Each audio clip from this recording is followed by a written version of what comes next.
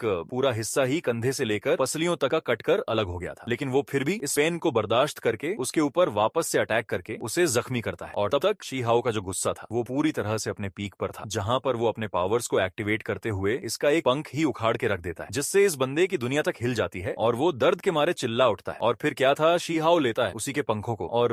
अंधाधुंध बिना रुके इतनी बुरी तरीके से उसे मारता है क्या कि भाई पूछो ही मत। यहाँ पे वो शुआंग के पास रिएक्ट करने का कोई ऑप्शन ही नहीं बचता। शी हाओ बार बार उसके पंख से ऐसे ऐसे स्लैश अटैक करता है कि मल्टीपल स्लैशिंग अटैक लगने से उसकी बॉडी बहुत वीक हो जाती है और फिर फाइनल स्ट्राइक से ही शी हाओ हे वुशुआंग के बॉडी को 2 टुकड़ों में रख देता है, जहां पर वो बुरी तरह से इंजर्ड होकर नीचे की तरफ में गिरने लगता है। लेकिन तभी वो अपना एक आखिरी अटैक करके अपने स्नेक के जरिए से शी हाओ को पकड़कर नीचे की तरफ में खींच लेता है। और यहाँ तक तो अब वो भी काफी ज्यादा कमजोर हो चुका था। और इसी दौरान हम देखते हैं कि तभी वहां वॉइड में एक क्रैक ओपन होता है और उस पोर्टल के अंदर हम बहुत से लोगों की सोल को देखते हैं जिन्हें कि वो शुआंग ने ही मार डाला था। जबकि इधर हम देखते हैं कि ये दोनों की बॉडी जमीन पर जा गिरती है। चारों तरफ का नजारा एकदम से बदल जाता है। यहाँ पर उन सभी लोगों की सोल शी हाओ को देखकर खून के आंसू रो रहे थे। यहाँ का पूरा नजारा ही खून से लथपथ हो गया था। ऐसा लग रहा था कि ये पूरा एंशिएंट एरा ही शी हाओ के लिए दुखी मना रहा है। और फिर तभी हम शी हाओ को देखते हैं जहां पर उसका एक हाथ कट चुका था। यहाँ तक कि उस हाथ का पूरा एक हिस्सा ही कटकर अलग हो गया था। जहां पर वो पलटकर सीधा वू शुआंग की तरफ में देखता है जो कि अभी भी जिंदा था और वो भी यहाँ पर उसी को देख रहा था। जहां पर वो अपने हाथ में एक इमोर्टल एलिक्सर पिल की बोतल को बाहर निकालता है और उसे जैसे ही वो कंज्यूम करता है तो वो पूरी तरह से रिकवर हो जाता है। और फिर वो चिल्लाते हुए कहता है कि मुझे कोई भी नहीं मार सकता, लेकिन अब तुम अपनी इन्हीं आंखों से इस दुनिया का सर्वनाश होते हुए देखोगे। जो सब कहते हुए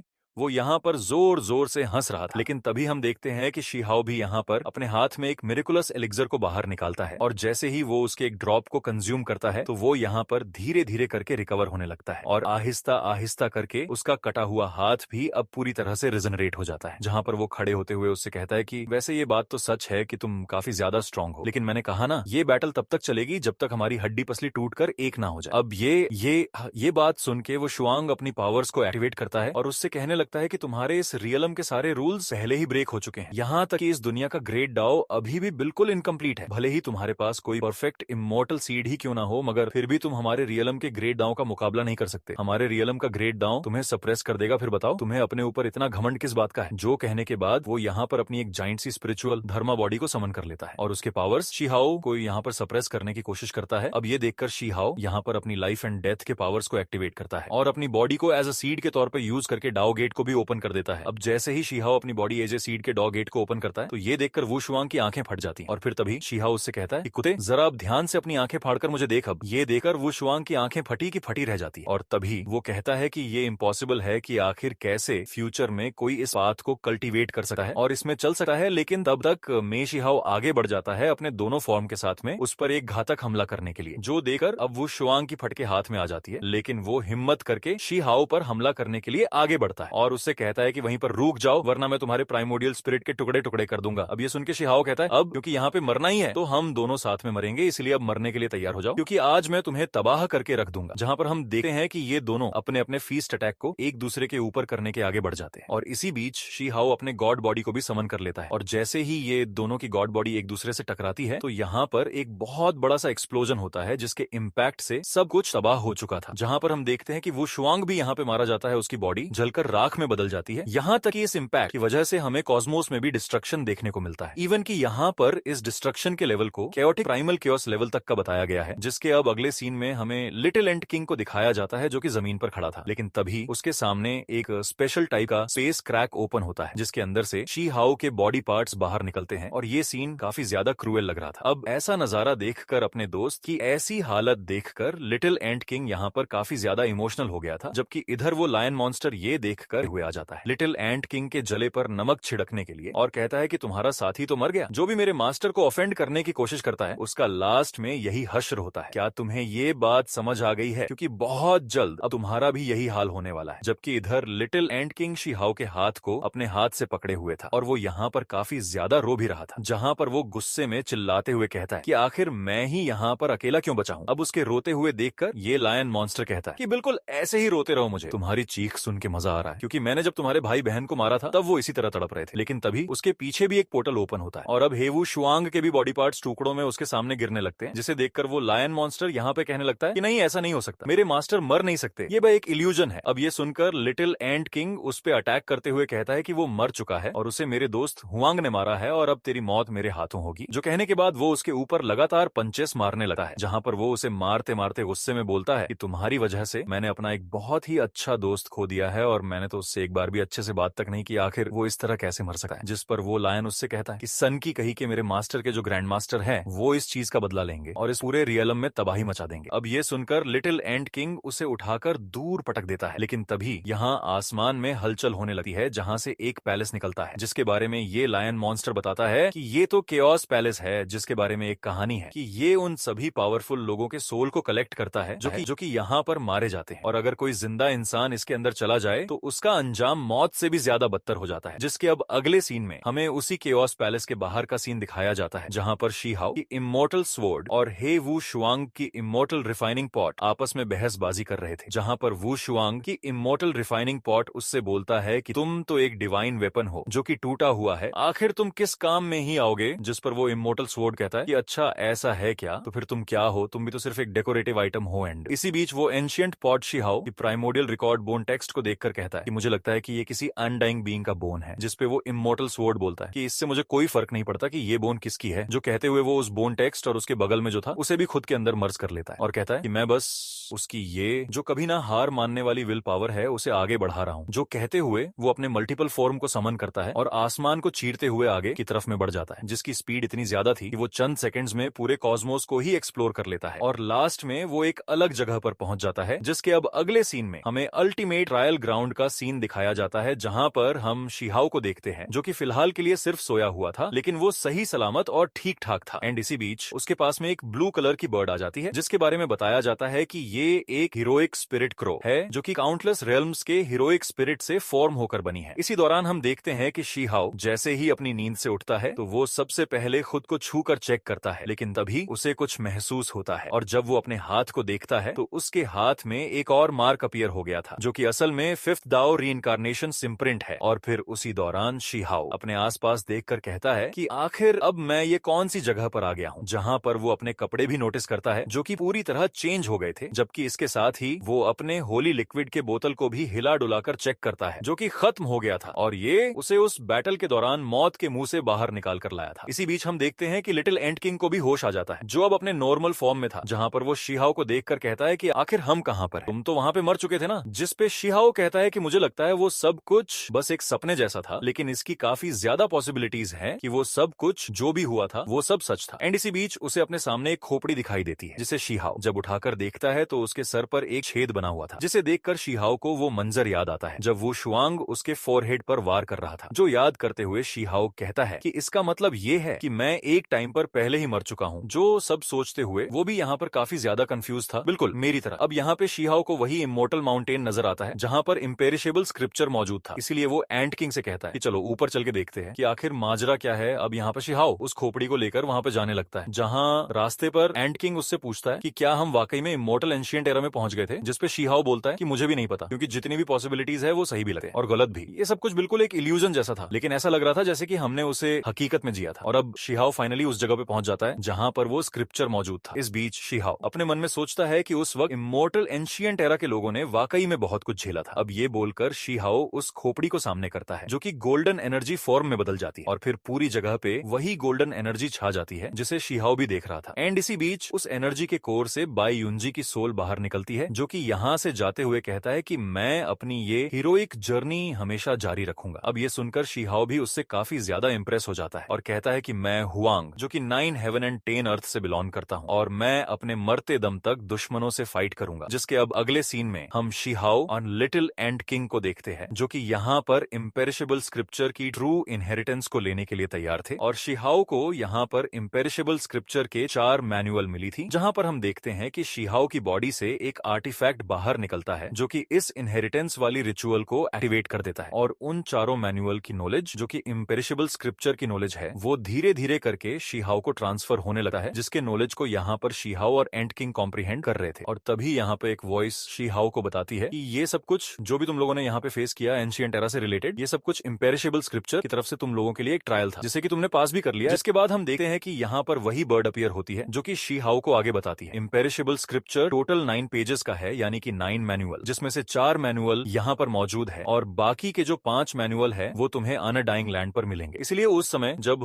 हेवू शुआंग यहाँ पर आया था तो तब उसने भले ही फोर्सफुली इस स्क्रिप्चर को यहाँ से ले गया था और इम्पेरिशेबल पीक को भी डिस्ट्रॉय कर दिया था, लेकिन वो इम्पेरिशेबल स्क्रिप्चर के जो टोटल 9 मैनुअल है उसको फुली कल्टीवेट नहीं कर पाता, और यही वजह है कि वो स्क्रिप्चर यहाँ पर दोबारा से न्यूली फॉर्म हो गया। अब यहाँ पर हे वू शुआंग का नाम सुनकर शिहाओ उससे पूछता है कि हे वू शुआंग अभी भी जिंदा है ना, क्या मैंने सही कहा? जिस पर वो बर्ड उससे बोलती है कि हाँ तुमने सही कहा, वो बंदा अभी भी जिंदा है और अब वो पहले से काफी ज्यादा पावरफुल बन चुका है, इवन कि उसके पीछे और भी बड़ा खतरा छिपा हुआ है। अब ये सुनकर शी हाओ कहता है कि अगर ऐसा है तो हमें भी अब जल्द से जल्द पावरफुल बनना होगा ताकि हम उनका डटकर सामना कर सके। जिस पर एंट किंग कहने लगता है कि तुम जरा सा भी चिंता मत करो, बस मैं एक बार बड़ा हो जाऊं जिसके बाद मैं अपने भाई बहन का बदला लूंगा और उसे अपने इन्हीं हाथों से पकड़कर मार डालूंगा। अब ये बात सुनकर वो बर्ड भी हंसते हुए कहती है कि ठीक है, फिर मैं भी उस दिन का इंतजार करूंगी। जो कहते हुए वो यहाँ से चली जाती है और फाइनली ये वाला एपिसोड यहीं पर खत्म होता है। आई होप कि तुम सबको आज का ये वीडियो काफी ज्यादा पसंद आई होगी। अगर हाँ तो वीडियो को लाइक करना, चैनल पे नए हो तो सब्सक्राइब करना। तो मिलते हैं नेक्स्ट वीडियो में, तब तक के लिए बाय बाय।